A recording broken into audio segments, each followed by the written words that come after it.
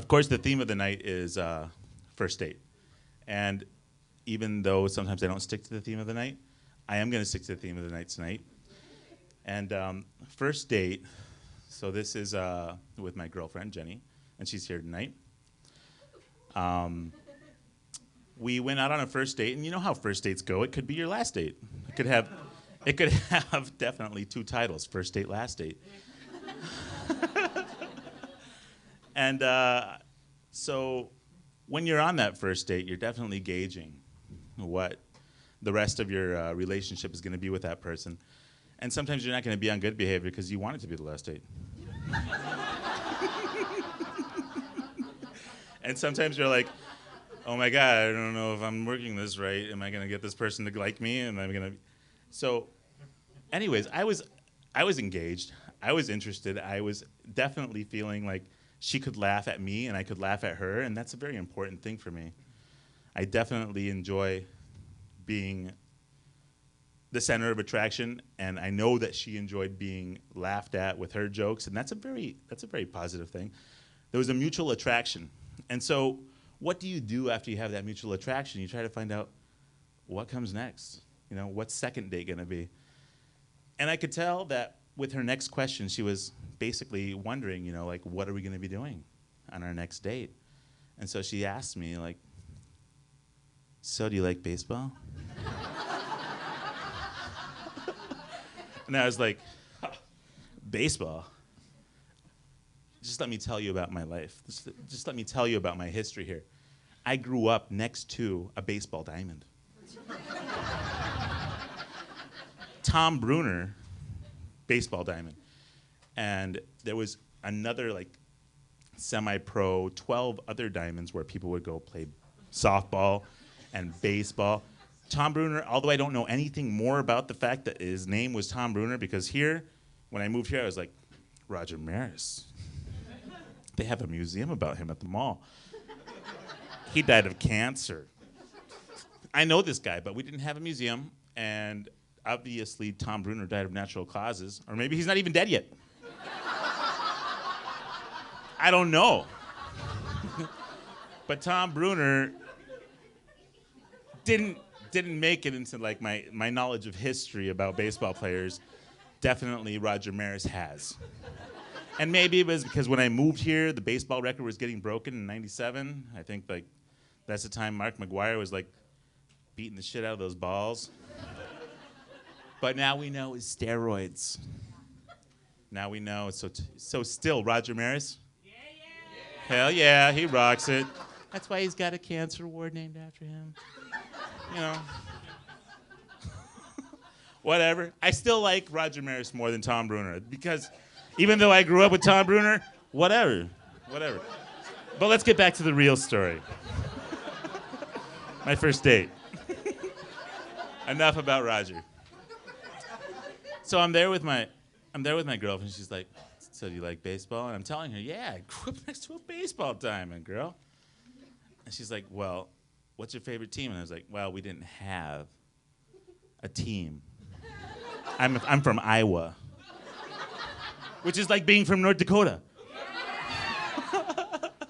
And in fact, we got to look at the other state that had cool shit, and my state didn't have anything. It was like, you know, you got the Bears, you got the Sox, and there's another baseball team out there. But I didn't want to let her know that I was not interested in baseball at all, okay? I cared about this much. The fingers, they meet, and then they go like that. It's negative. It's negative interest, right? I was raised Hispanic.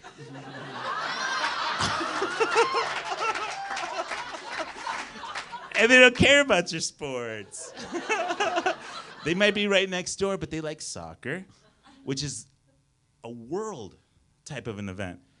They do it every 4 years. The World Cup, soccer. The whole world comes together and plays that sport, like the Olympics.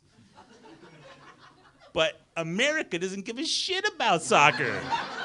You tell somebody, I love soccer, they look at you like, queer.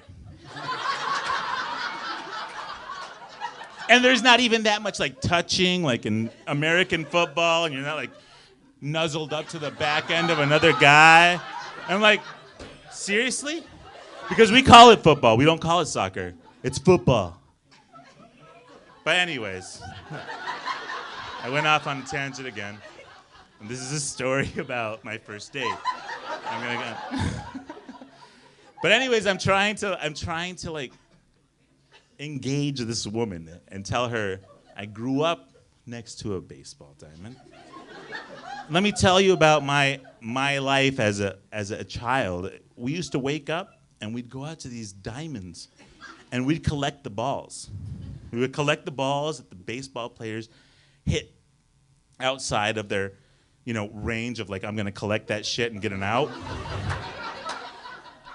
And we would put them in a 5-gallon bucket and then we'd go back and sell them to the players. And she's like, do you like baseball? And so she's gauging me. She's like trying to see, she's digging. And I was like, okay.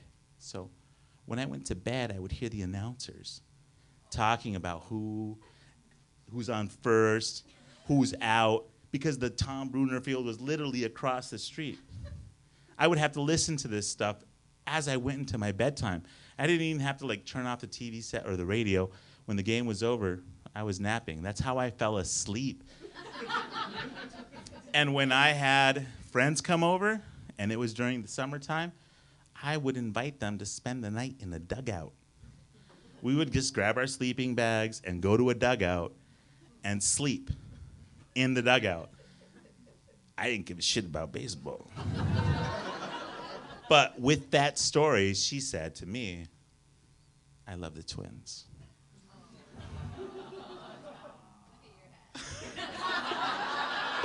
In effect, I am wearing a hat that has the Twins logo on it, but I have absolutely no affinity for baseball or any other American sport for that matter. Because they don't speak Hispanic.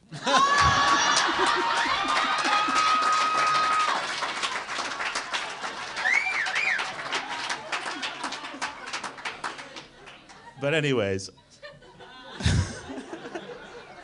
on your first date, you're constantly gauging that individual. You're trying to find out how that second date, that third date, that fourth date is going to go. And to a certain degree, you never really know what you have until you lose it. You never know how much you love someone until you've given it away. And I had that scenario with my girlfriend. And I devaluated my relationship with her. And I lost it. And the whole time, there was memories. Like on the radio, there was a song. You never know a love until you give it away. There's some lyrics that are very similar. You don't know what you got until it's gone. And it kept on resonating with me. And I kept on thinking about my first date with her. And I kept on thinking, I had something there. I had something that I cannot create. I can't like go into a website. I can't go into a place and like recreate that and rekindle that kind of love. And I thought it was gone. I thought it was gone forever. And just recently, we got back together again, and this is our first date.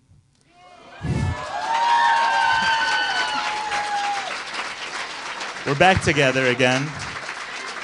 This is our first date after some time of being apart from each other, and I love her so much. I'm so glad she took me back, even with all my faults. And I love to tell, and so I thought I'd share that with you guys here tonight.